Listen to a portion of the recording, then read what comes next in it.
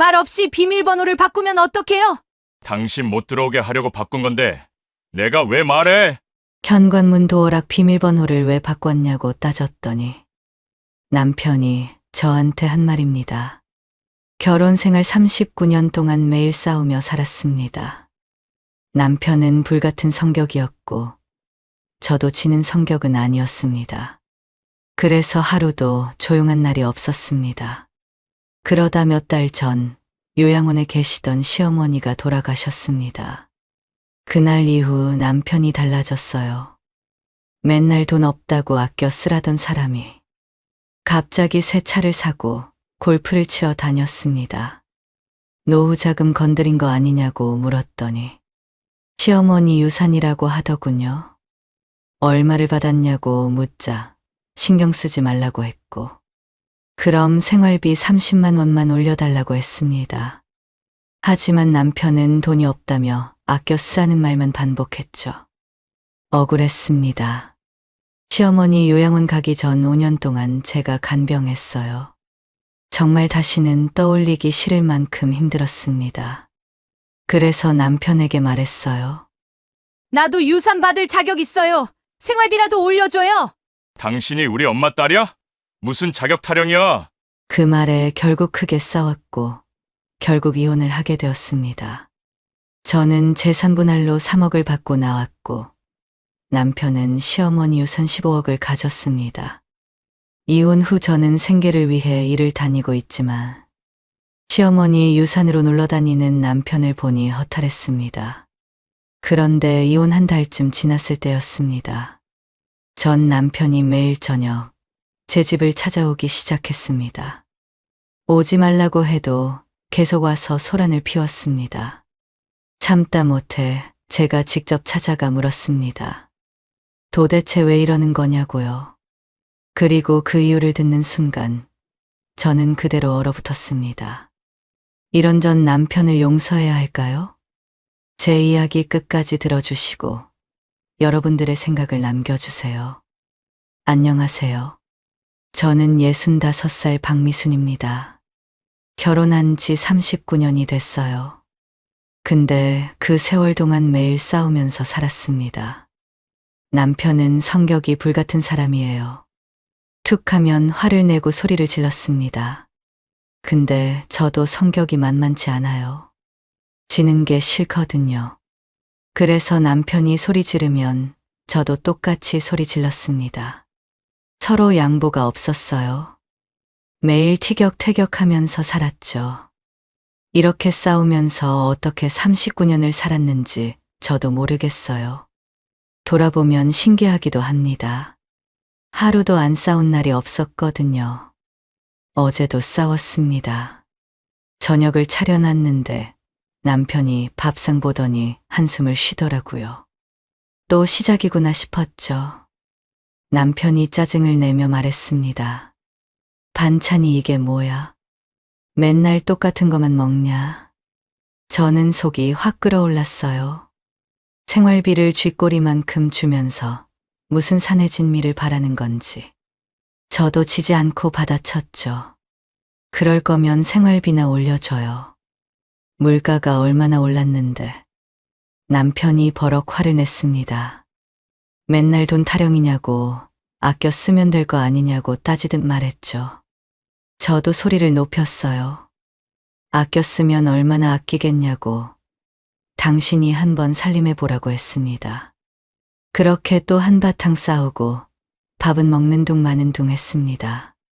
남편은 방으로 들어가 버렸고 저는 혼자 설거지를 했어요. 설거지하면서도 분이 안 풀렸습니다. 답답했어요. 이럴 때마다 찾는 사람이 있었습니다. 친구 미령이었어요. 남편이랑 싸우면 미령이한테 털어놓고 풀거든요. 다음 날 아침 미령이한테 전화했습니다. 오후에 시간 된다고 해서 만나기로 했어요. 점심을 대충 먹고 미령이를 만나러 나갔습니다. 집 근처 카페에서 만났어요. 미령이가 먼저 와서 기다리고 있었습니다. 자리에 앉자마자 저는 어제 있었던 일을 쏟아냈어요. 어제 또 싸웠어. 반찬 가지고 시비 걸더라고. 나이가 몇 살인데 아직도 반찬 투정인지 모르겠어. 그럴 거면 생활비라도 더 주든가. 미령이가 피식 웃으며 말했어요. 너희 부부도 참 대단하다. 그렇게 서로 못 잡아먹어서 안달인데 어떻게 39년을 살았냐. 저도 웃으면서 대답했습니다. 나도 잘 모르겠다고. 이제는 안 싸우면 오히려 허전하다고 했어요. 진짜 그랬거든요. 싸우는 게 일상이 돼버려서 하루라도 안 싸우면 뭔가 빠진 느낌이었습니다. 미령이가 한숨을 쉬며 말했어요. 이제 싸우는 것도 지치지 않아? 그냥 서로 취미나 하면서 보내라.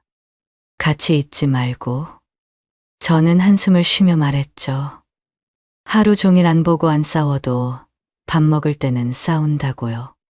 밥상에서 마주 앉으면 뭐라도 시비 걸거든요. 솔직히 저도 지친다고 했어요. 미령이가 커피를 마시며 말했습니다. 그러고 보면 둘이 그냥 천생연분이다. 싸우면서 사는 게 너희 방식인가 봐.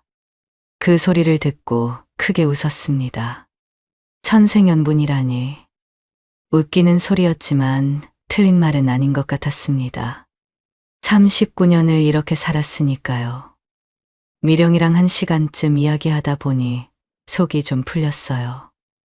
역시 미령이한테 털어놓으면 좀 나아졌습니다. 남편한테 말해봤자 또 싸우기만 하니까요. 미령이한테라도 말하는 게 저한테는 유일한 탈출구였어요. 미령이랑 헤어지고 집으로 돌아왔습니다. 현관문을 열고 들어가는데 남편이 소파에 앉아 있었어요.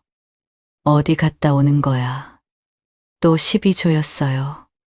어디 갔다 오든 상관할 일이냐 싶었지만 대꾸하면 또 싸우게 될 거였습니다.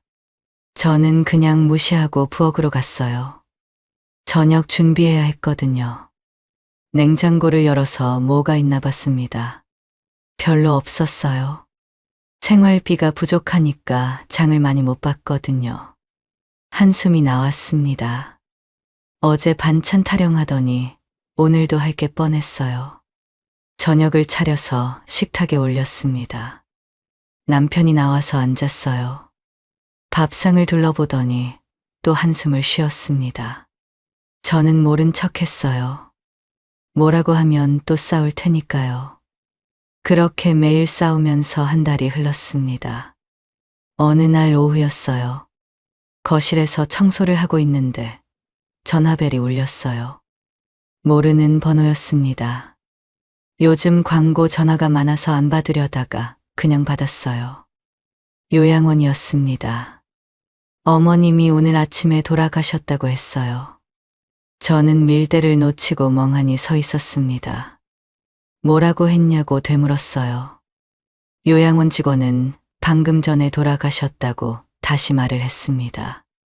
전화를 끊고 소파에 앉았습니다. 다리에 힘이 풀렸거든요. 시어머니가 요양원에 계신 지 3년이 됐어요. 언젠가는 이런 날이 올 줄 알았습니다. 근데 막상 닥치니까 실감이 안 났어요. 얼마 전까지 면회 갔을 때 밥도 잘 드시고 얼굴색도 좋으셨거든요. 갑자기 돌아가시다니. 한참을 앉아 있다가 정신을 차렸습니다. 남편한테 말해야 했어요. 남편은 방에서 TV를 보고 있었습니다. 문을 열고 들어가서 말했어요. 방금 요양원에서 연락 왔는데 어머니가 돌아가셨다고요. 남편 얼굴이 순간 굳어지더니 벌떡 일어났습니다. 아무 말 없이 옷을 갈아입고 차키를 들었어요. 저도 급하게 외출복으로 갈아입고 따라 나섰습니다. 요양원으로 가는 차 안에서 남편은 한마디도 안 했어요. 얼굴이 창백했습니다. 핸들을 잡은 손에 힘이 들어가 있었어요. 저도 아무 말 안 하고 창밖만 바라봤습니다. 요양원에 도착해서 시어머니를 봤어요. 침대에 누워 계셨습니다. 얼굴이 편안해 보였어요. 고생 많이 하셨는데 이제 편히 쉬시는구나 싶었습니다. 남편이 시어머니 손을 잡고 한참을 서 있었어요. 어깨가 떨리는 게 보였습니다. 그렇게 장례를 치렀습니다. 장례식장에 친척들이 오고 조문객들이 왔습니다. 저는 정신없이 움직였어요. 음식 준비하고 손님 맞이하고 인사하고 눈코 뜰 새 없이 바빴습니다. 잠도 제대로 못 잤어요. 쪽잠 자면서 버텼습니다. 장례식장에서 남편을 봤어요. 영정사진 앞에 앉아서 소리 없이 울고 있었습니다. 39년을 같이 살면서 남편이 우는 걸 처음 봤습니다. 저렇게 냉혈한인 사람도 자기 엄마가 죽으니까 눈물을 흘리는구나. 남편도 결국 사람이구나 싶었어요. 영정사진을 바라봤습니다. 시어머니가 웃고 계셨어요. 그 얼굴을 보니까 생각이 많아졌어요. 시어머니가 치매에 걸린 게 8년 전이었습니다. 요양원에 가시기 전까지 5년을 제가 집에서 돌봤어요. 그때 정말 힘들었습니다. 아침에 일어나서 밥 먹여드리고 씻겨드리고 밤에도 못 잤어요. 시어머니가 새벽에 일어나서 집안을 돌아다니시거든요. 넘어지실까 봐 따라다녔습니다. 하루하루가 전쟁이었어요. 근데 신기하게도 그때가 남편이랑 제일 좋았습니다. 제가 힘든 줄 아니까 남편이 눈치를 봤거든요. 화도 안 내고 시비도 안 걸었어요. 밥이 맛없어도 아무 말 않고 먹었습니다. 고맙다는 말도 가끔 했어요. 그때만큼은 남편이 사람 같았습니다. 장례가 끝나고 집으로 돌아왔어요. 그 후로 남편이 달라졌습니다. 말이 없어졌어요. 맨날 화내고 시비 걸던 사람이 조용해졌습니다. 밥 먹을 때도 아무 말 없이 먹었어요. 반찬 투정도 안 했습니다. 저는 좋으면서도 불안했어요. 사람이 갑자기 변하면 불안하잖아요. 그렇게 한 달이 더 흘렀습니다. 밖에 나갔다 들어온 남편이 뭔가를 들고 집에 왔어요. 서류 같은 거였습니다. 거실로 오더니 저한테 내밀며 자랑스럽게 말했어요. 신차 계약했어. 3달 후에 나온다. 저는 서류를 받아서 봤습니다. 자동차 계약서였어요. 금액을 보고 깜짝 놀랐습니다. 4천만 원이 넘었거든요. 어이가 없었죠. 무슨 돈으로 차를 샀냐고 물었습니다. 그럴 돈 있으면 생활비나 올려달라고 했어요. 남편이 짜증스러운 표정을 지으며 말했습니다. 뭔 또 생활비 타령이냐면서요. 그러더니 계약서를 낚아채서 방으로 들어가 버렸어요. 저는 거실에 서서 멍하니 있었습니다. 이해가 안 됐거든요.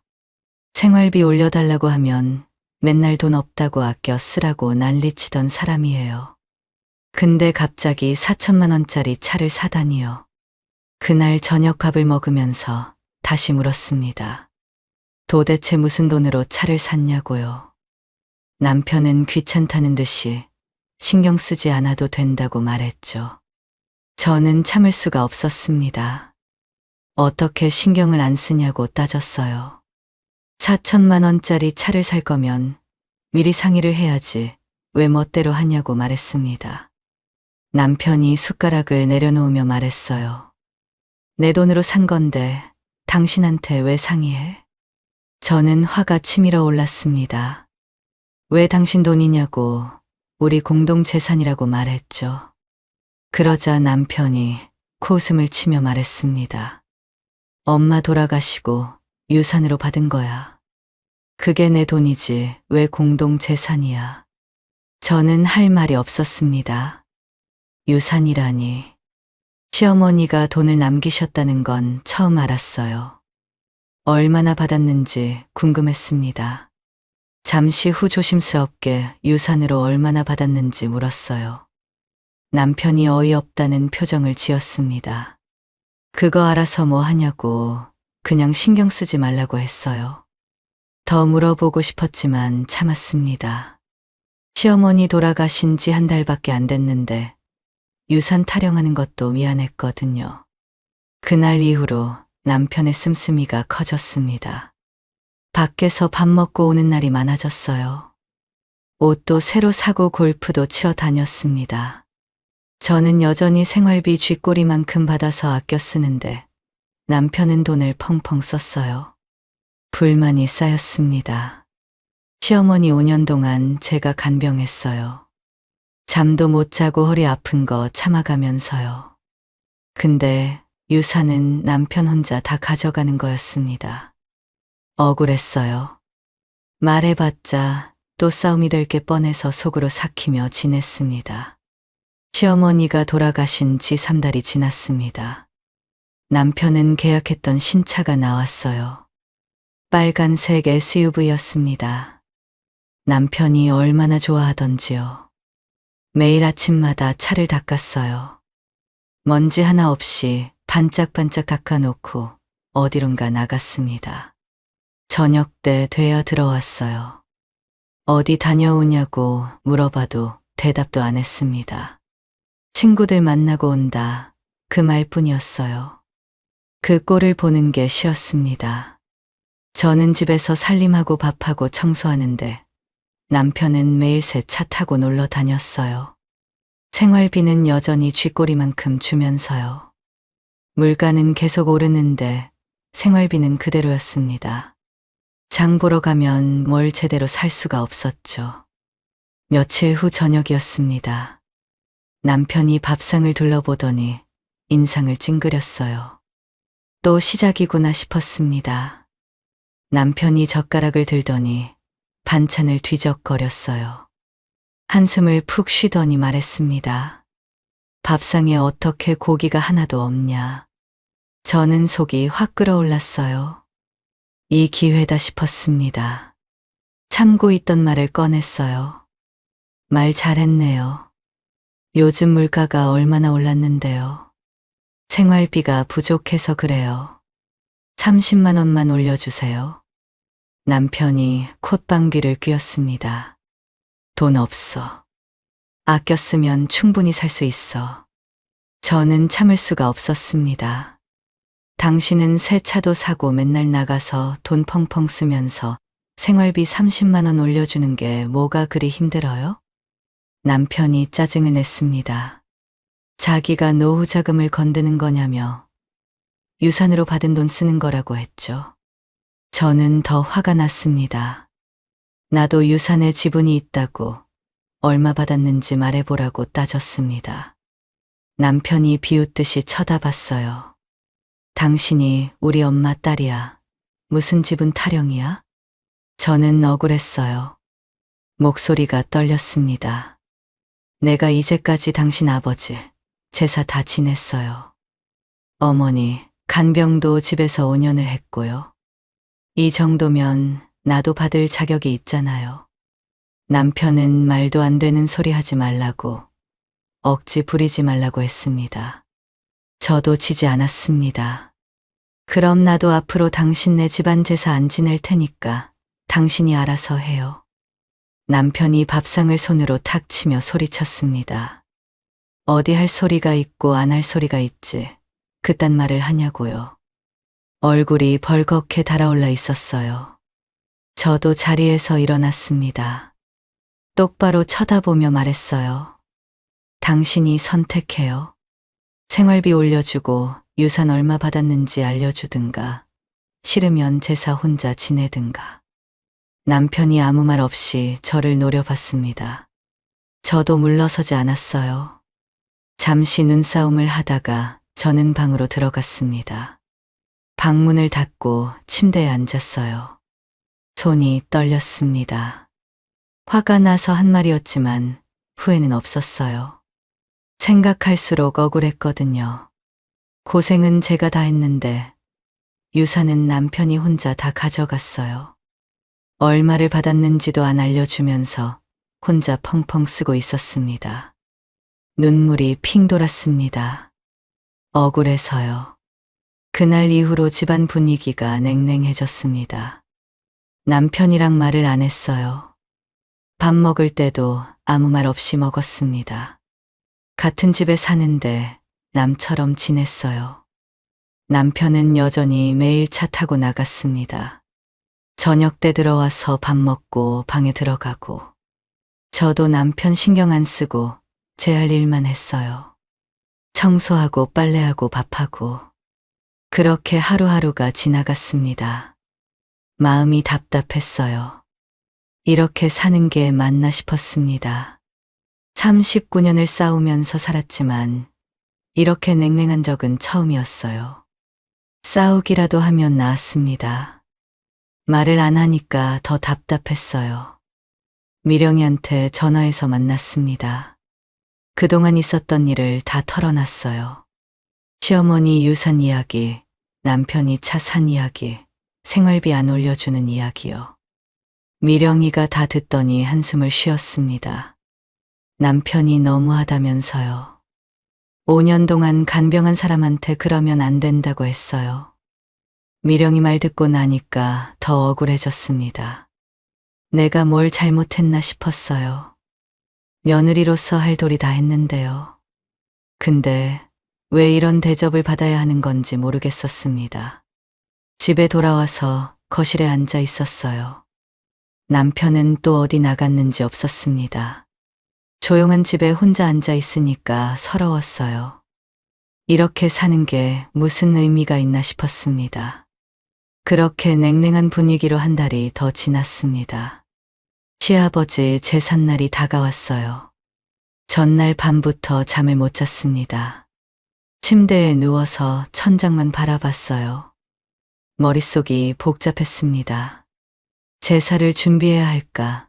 아니면 지난번에 말한 대로 남편 혼자 지내게 할까?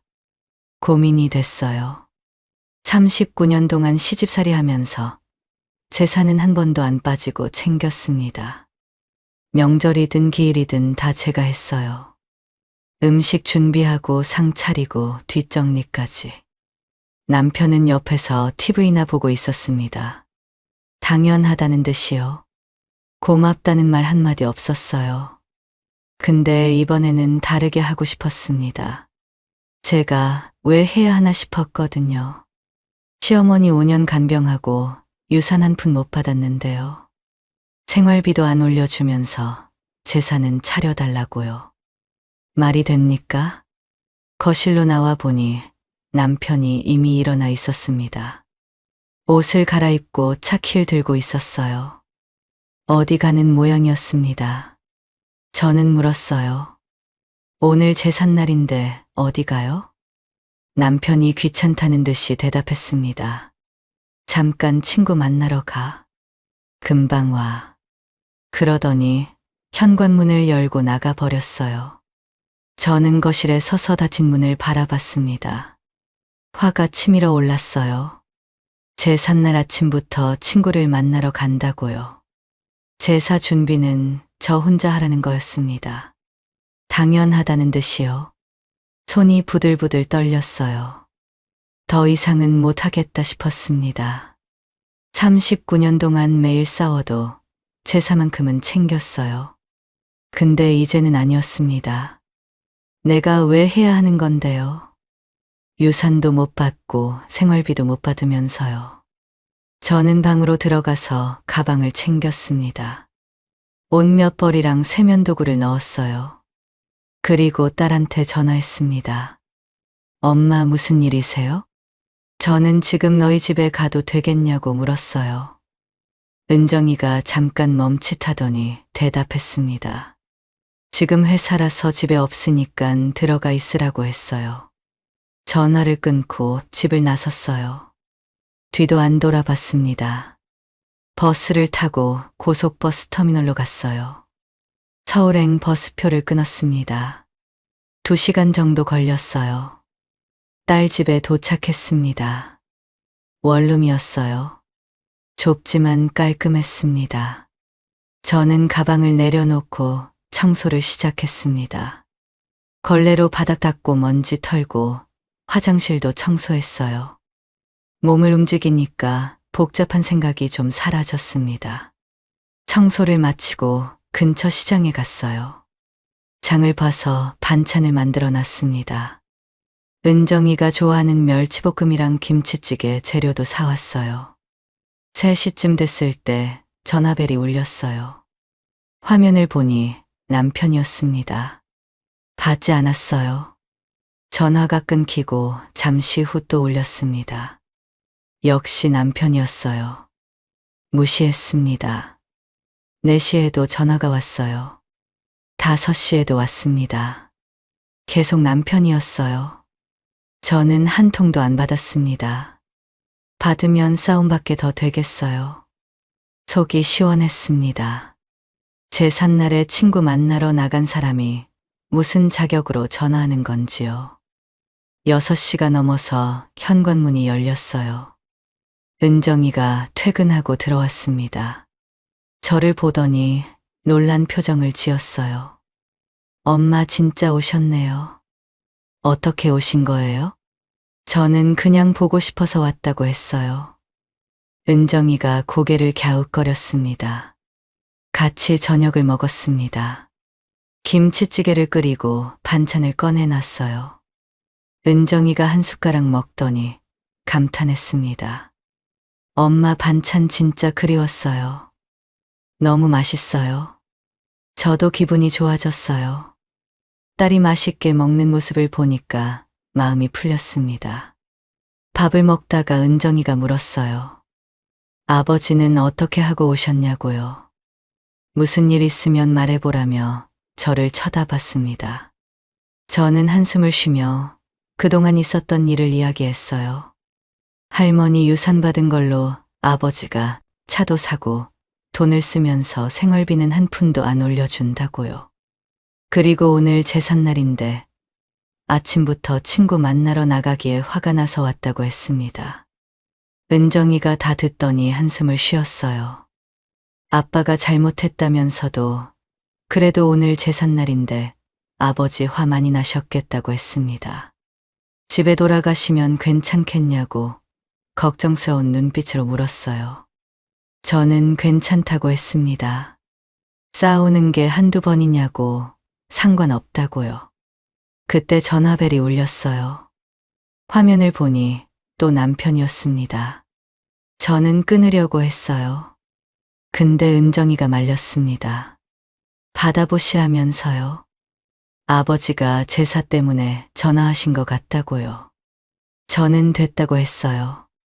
안 받을 거라고요. 그러자 은정이가 자기가 받아보겠다며 제 손에서 전화기를 가져갔습니다. 은정이가 전화를 받았어요. 남편 목소리가 스피커로 새어나왔습니다. 은정이야? 내가 왜 엄마 전화를 받아? 은정이가 대답했어요. 엄마 지금 저희 집에 와 계신다고요. 그러자 전화기 밖으로 남편의 화내는 소리가 들렸습니다. 뭐라고 고래고래 소리치는 것 같았어요. 은정이가 저한테 전화기를 건넸습니다. 아버지가 바꾸래요 하면서요. 저는 전화기를 받아서 그냥 끊어버렸어요. 들을 말이 없었거든요. 은정이가 걱정스러운 표정으로 말했습니다. 엄마, 아버지 진짜 화나신 것 같은데 정말 괜찮으세요? 저는 괜찮다고 했어요.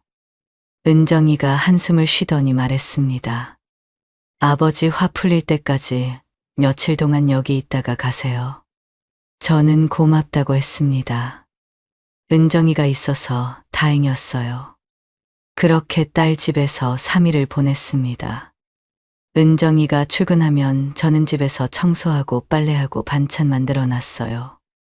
저녁에 은정이가 퇴근하면 같이 밥 먹고 이야기했습니다. 남편 생각이 안 나는 건 아니었지만 그래도 편했어요. 눈치 안 봐도 되고 싸울 일도 없었거든요. 근데 3일이 지나니까 슬슬 답답해지기 시작했습니다. 딸 집이 원룸이라 좁았거든요. 은정이한테 피해 주는 것 같기도 하고요. 아무리 딸이라도 며칠씩 있으면 불편할 거였어요. 저도 눈치가 보였습니다. 그리고 솔직히 집이 신경 쓰였어요. 남편이 밥은 먹고 다니는지, 집은 안 어질러 놨는지. 미운 사람이지만 39년을 같이 살았으니까요. 걱정이 안 되는 건 아니었습니다. 저는 집으로 돌아가기로 했어요. 은정이한테 말했습니다. 이제 갈 거라고요. 은정이가 걱정스러운 표정으로 물었어요. 괜찮으시겠냐고요. 아버지 화 많이 나셨을 텐데요. 뭐 어떻게든 되겠지라고 대답했어요. 속으로는 저도 걱정이 됐습니다. 남편 성격에 가만히 있을 리가 없거든요. 근데 은정이한테 그런 내색은 안 했어요. 짐을 챙겨서 집을 나섰습니다. 버스 타고 2시간쯤 걸려서 집 근처에 도착했습니다. 아파트 엘리베이터를 타고 올라갔어요. 복도를 걸어서 우리 집 앞에 섰습니다. 심호흡을 한 번 하고 도어락 비밀번호를 눌렀어요. 삐 소리가 나면서 빨간 불이 들어왔습니다. 비밀번호가 틀렸다고요. 어라, 이상하네. 제가 잘못 눌렀나 싶었어요. 다시 한번 천천히 눌렀습니다. 또 틀렸다고 나왔어요. 빨간 불이 깜빡거렸습니다. 저는 당황했어요. 분명히 맞게 눌렀는데요. 도어락이 고장났나 싶었습니다. 문을 두드려 봤어요. 똑똑똑. 안에 남편이 있으면 열어줄 거라고 생각했습니다. 근데 인기척이 없었어요. 다시 두드렸습니다. 여보, 나야 문 좀 열어줘요. 대답이 없었습니다. 남편한테 전화를 걸었어요.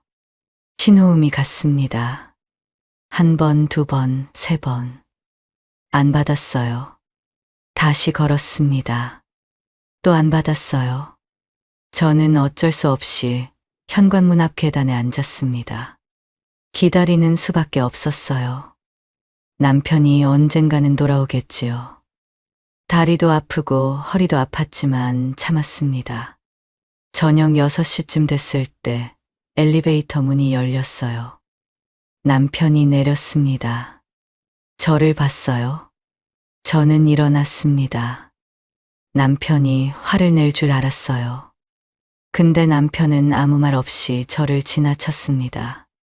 쳐다보지도 않았어요. 그냥 무시하고 도어락 앞으로 갔습니다.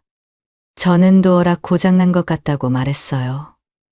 아까부터 비밀번호 눌러도 안 열린다고 했죠.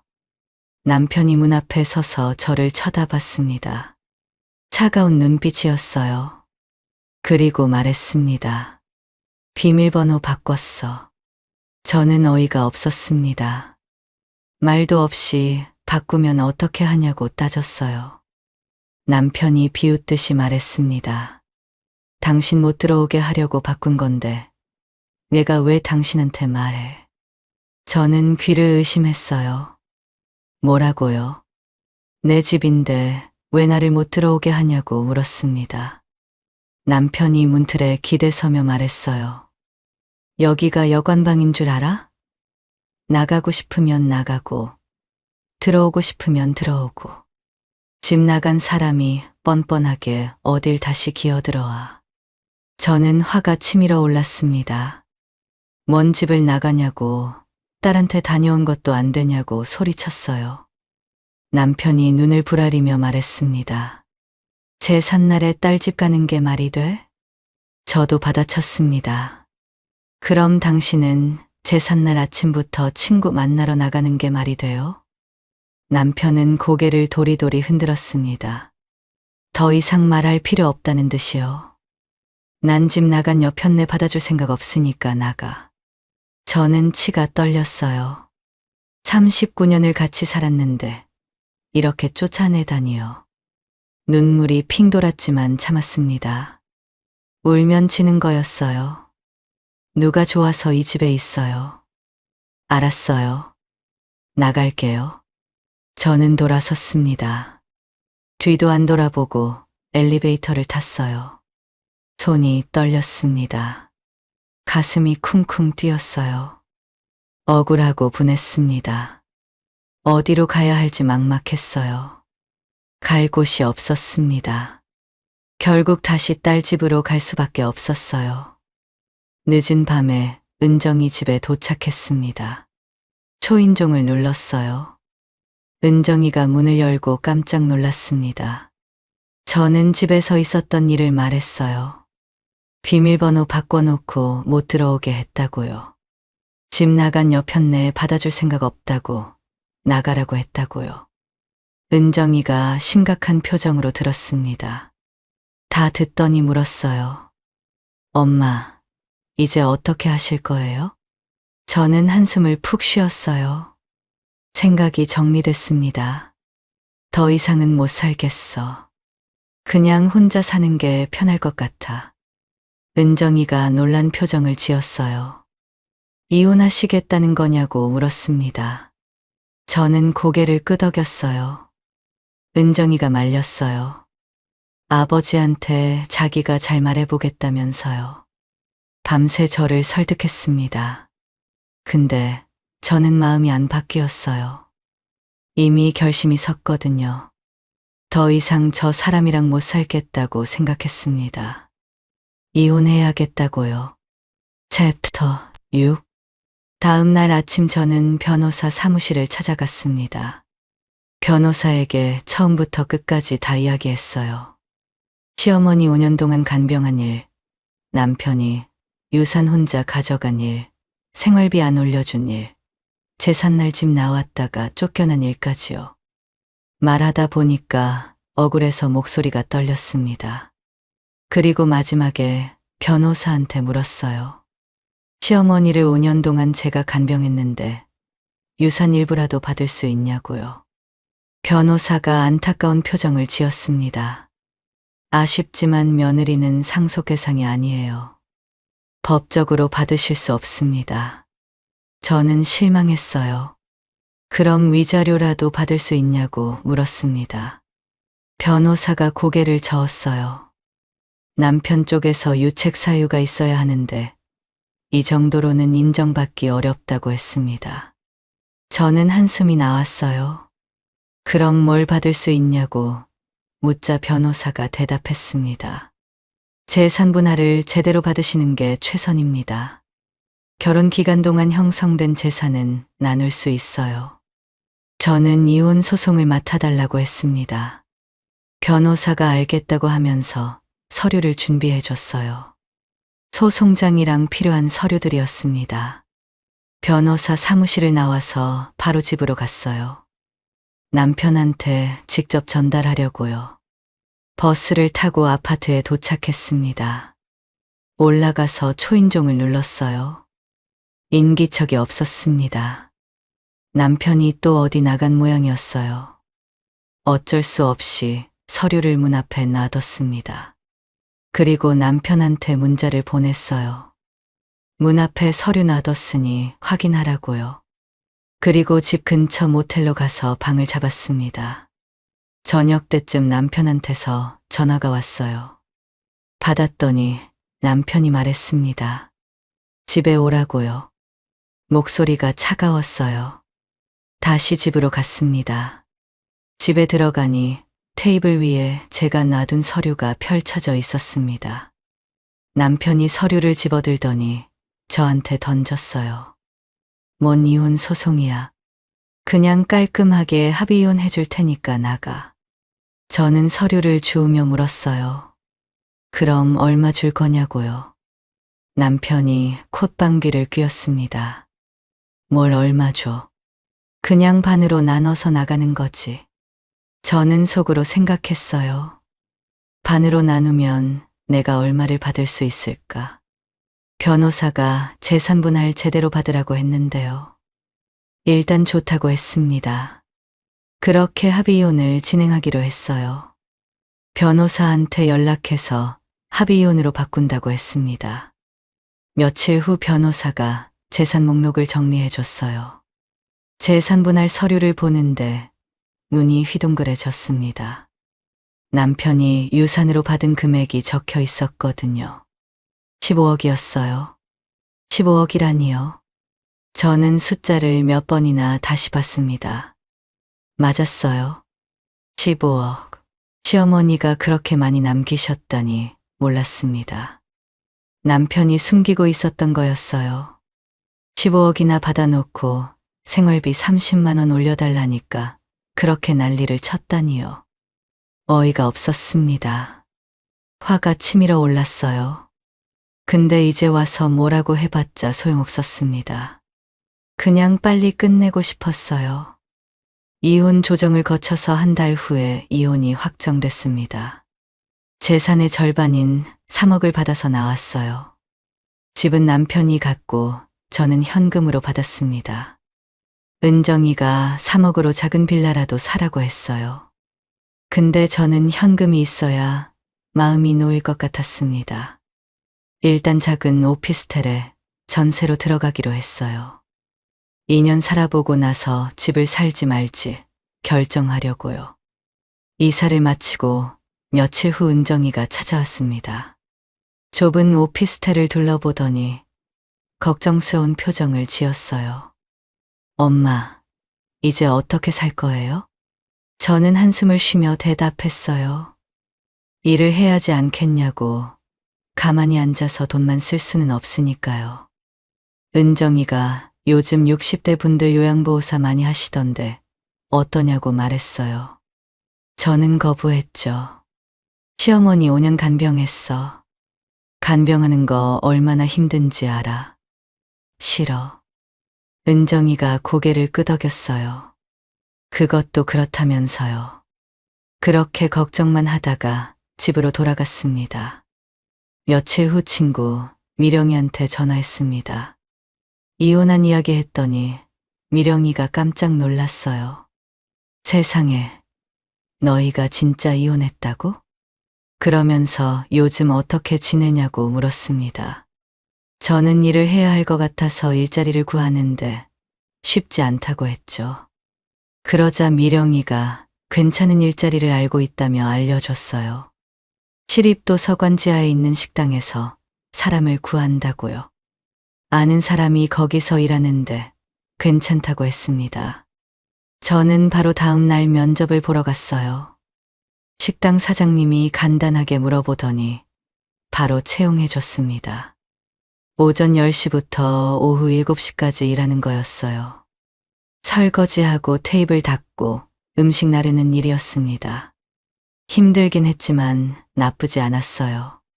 사람들이랑 이야기도 할 수 있었거든요. 혼자 집에 있으면 외로운데 여기서는 같이 일하는 아줌마들이랑 수다도 떨었습니다. 월급도 나쁘지 않았어요.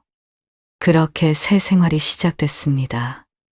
아침에 일어나서 출근하고 저녁에 퇴근해서 집에 오고 혼자 밥 먹고 TV 보다가 자고 남편 눈치 볼 일도 없고 싸울 일도 없었어요. 편했습니다. 근데 가끔 씁쓸할 때가 있었어요. 저는 이렇게 식당에서 설거지하며 고생하는데 남편은 15억 들고 편하게 살고 있겠지요. 새 차 타고 골프 치러 다니면서요. 생각하면 화가 났습니다. 근데 어쩌겠어요. 이미 끝난 일이었어요. 그렇게 이혼한 지 한 달이 지났습니다. 일을 마치고 퇴근하는데 핸드폰이 울렸습니다. 남편이었어요. 아니, 전 남편이었죠. 이혼했으니까요. 왜 전화하는 건지 모르겠었습니다. 저는 그냥 무시했어요. 받을 이유가 없었거든요. 볼일 다 본 사람인데 뭘 더 할 말이 있겠어요. 집에 도착해서 저녁을 먹고 있는데 전화가 울렸어요. 또 전 남편이었습니다. 짜증이 났어요. 뭔데 자꾸 전화하는 건지.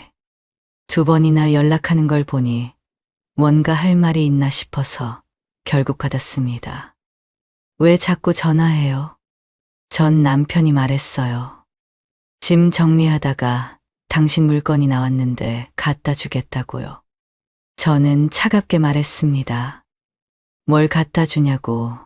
나중에 은정이 가면 그때 챙겨서 보내라고 했죠.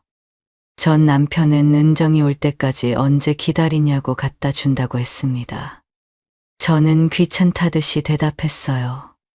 그럼 그냥 버리라고. 그리고 전화하지 말라고 했습니다. 그렇게 말하고 전화를 끊어버렸어요. 라면 먹는데 입맛이 없어졌습니다. 짜증이 났거든요. 다음 날 일을 마치고 집으로 돌아왔습니다. 오피스텔 복도를 걸어오는데 누군가 제 집 앞에 서 있었어요. 누구지 싶어서 가까이 갔습니다. 깜짝 놀랐어요. 전 남편이었습니다. 손에 쇼핑백을 들고 서 있었어요. 저는 얼굴이 확 굳었어요. 오지 말라는데 여긴 왜 왔어요? 그리고 여긴 또 어떻게 알고 왔어요? 전 남편이 대답했어요. 은정이한테 물어봐서 왔다면서 짐 갖다 주러 왔다고 했습니다. 저는 쇼핑백을 받아서 열어봤어요. 옷이었습니다. 제 옷인데 지금은 입지도 못하는 예전 옷이었어요. 10년도 더 된 것들이요. 저는 어이가 없었습니다. 이런 건 입지도 못한다고 버리라고 했잖아요. 왜 이걸 들고 왔냐고, 내가 고생하면서 사는 거 보러 온 거냐고 따졌어요. 전 남편이 그런 거 아니라고 손을 내저었어요. 저는 쇼핑백을 낚아채고 문을 열고 들어가면서 말했어요. 다시는 오지 말라고요. 문을 닫고 안으로 들어왔습니다. 쇼핑백을 바닥에 던졌어요. 화가 났습니다. 고작 입지도 못하는 옷을 갖다 주러 왔다고요. 말이 돼요? 분명히 저를 놀리러 온 거였어요. 내가 좁은 오피스텔에서 고생하는 거 보고 속으로 비웃으려고요. 그게 분명했습니다. 은정이한테 전화했어요. 은정이가 받자마자 따졌습니다. 아버지한테 집 주소 알려주지 말라고 했는데 왜 알려줬냐고요. 은정이가 미안하다고 했어요. 안 된다고 했는데 아버지가 일주일 내내 연락해서 계속 물어봐서 어쩔 수 없었다고요. 죄송하다고 했습니다. 저는 한숨을 쉬고 전화를 끊었어요. 그리고 바로 전 남편 번호를 차단했습니다. 다시는 목소리조차 듣기 싫었어요. 다음 날 저녁이었습니다. 일 끝나고 집에서 쉬고 있었어요. TV 보면서 누워있는데 초인종이 울렸습니다. 이 시간에 누구지 싶었어요. 은정이가 올 리는 없고요. 인터폰을 켜서 봤습니다. 화면에 전 남편이 서 있었어요. 깜짝 놀랐습니다. 번호 차단했는데 직접 찾아온 거였어요. 인터폰으로 물었습니다. 왜 또 왔냐고요? 전 남편이 대답했어요. 귤 샀는데 지나가는 길에 주려고 들렀다고요. 저는 어이가 없었습니다. 귤이라니. 오지 말라고 했잖아요. 다음에 또 오면 경찰 부른다고 말하고 인터폰을 껐습니다. 초인종이 또 울렸어요. 무시했습니다. 또 울렸어요. 계속 울렸습니다. 저는 이불을 뒤집어 쓰고 무시했어요. 한참 후에야 조용해졌습니다. 다음 날 아침 출근하려고 문을 열었어요. 문고리에 뭔가 걸려 있었습니다. 비닐봉지였어요. 열어보니 귤이었습니다. 어제 전 남편이 놓고 간 모양이었어요. 저는 귤 봉지를 들고 나왔습니다. 버스 정류장에 있는 쓰레기통에 그대로 버렸어요. 받을 생각 없었거든요. 뭔 속셈인지 모르겠지만 화가 났습니다. 출근해서 일하면서도 전 남편 생각에 짜증이 났습니다. 왜 자꾸 찾아오는 건지요? 39년 동안 그렇게 구박하더니 이혼하니까 찾아와요. 이해가 안 됐습니다. 같이 일하는 아줌마한테 물어봤어요. 이혼한 전 남편이 자꾸 찾아오는데 왜 그런 거냐고요. 아줌마가 피식 웃으며 말했어요. 혼자 살아보니까 얼마나 고마웠는지 알았나 보지요. 남자들 다 그렇다면서요. 잃어봐야 안다고요. 저는 코웃음을 쳤습니다. 이제 와서 알면 뭐해요. 이미 끝난 건데요. 퇴근하고 집으로 왔어요. 오늘은 안 오겠지 싶었습니다. 저녁 먹고 TV 보고 있는데 밤 9시가 넘었어요. 조용했습니다. 다행이다 싶었어죠. 밤 10시가 지났습니다. 누군가 문을 두드리는 소리가 났어요. 쿵쿵쿵. 술 취한 사람이 집 잘못 찾았나 싶었습니다. 무시했어요. 근데 계속 두드렸습니다. 인터폰을 켜서 봤어요. 전 남편이었습니다. 술에 취한 것 같았어요. 비틀거리면서 문을 두드리고 있었습니다. 저는 모른 척 했어요. 근데 전 남편이 소리를 지르기 시작했습니다. 여보, 문 좀 열어봐, 여보. 나야, 문 좀 열어? 저는 계속 무시했습니다. 무시하면 가겠지 싶었거든요. 근데 10분이 지나고 20분이 지나도 계속됐습니다. 목청껏 소리를 질렀어요. 결국 옆집 사람이 나왔습니다.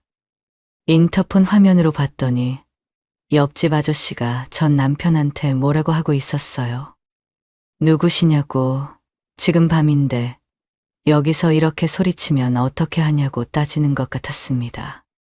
전 남편이 대답했어요. 여기 아내가 사는데 연락도 안 되고 문을 두드려도 인기척이 없다면서요. 무슨 일이 있는 것 같다고요. 옆집 아저씨가 집 잘못 찾아온 거 아니냐고 말했어요.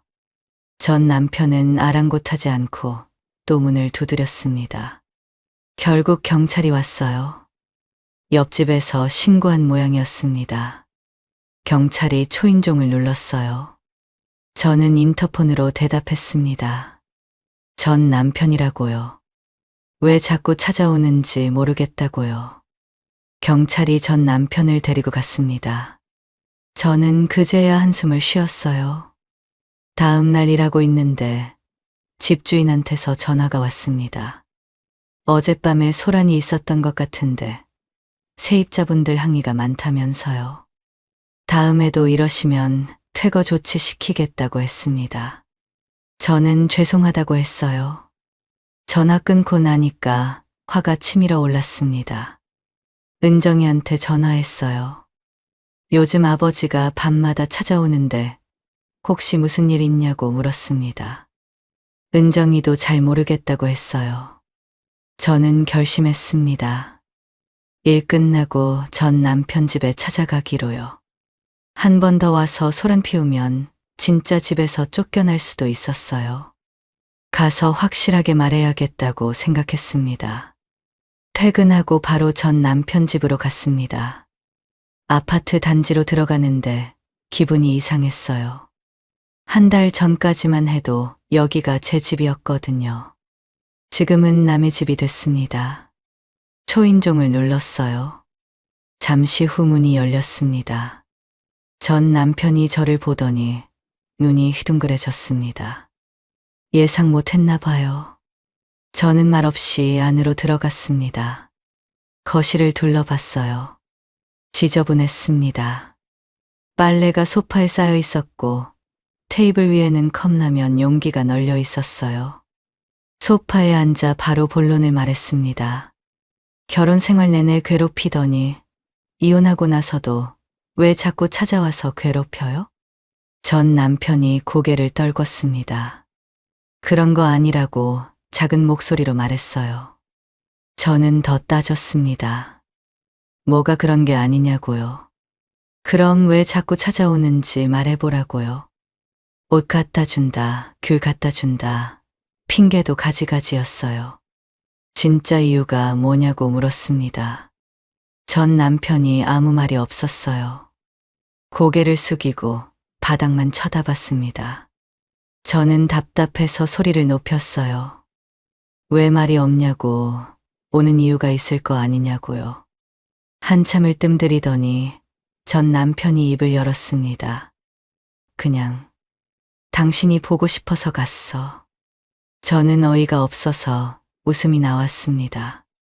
유산으로 15억이나 받아놓고 고작 생활비 30만 원도 아깝다고 했던 사람이요. 집 나간 여편네 못 받아준다고 쫓아냈던 사람이요. 이혼하고 한 달 만에 보고 싶다니 말이 된다고 생각해요. 저는 따졌습니다. 진짜 이유가 뭐냐고, 그딴 말 믿을 것 같냐고 했습니다. 전 남편이 또 한참을 머뭇거렸어요. 뭔가 말하기 어려운 게 있는가 싶었죠. 저는 기다렸습니다. 한참 만에 전 남편이 고개를 들어 저를 쳐다봤어요. 눈이 충혈돼 있었습니다. 얼굴이 많이 수척해 보였어요. 한 달 사이에 살이 빠진 것 같았습니다. 전 남편이 입을 열었어요. 나, 암이래. 저는 순간 말이 안 나왔습니다. 귀를 의심했어요. 뭐라고요? 되물었습니다. 전 남편이 말을 이었어요.